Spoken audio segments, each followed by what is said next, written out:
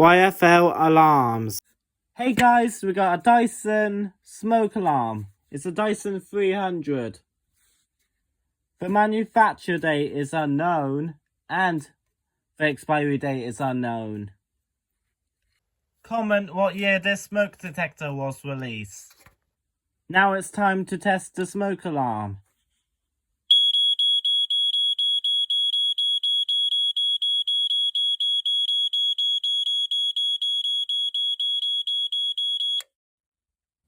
So this was brand new in a box. Even this Family Guard smoke alarm came in a box.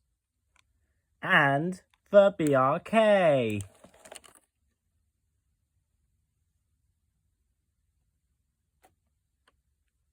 It's a BRK 86 RAC.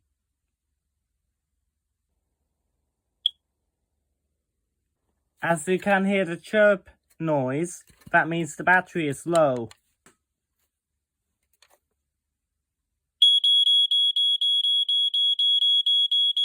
Bye guys! Subscribe for more fire alarm videos. Bye!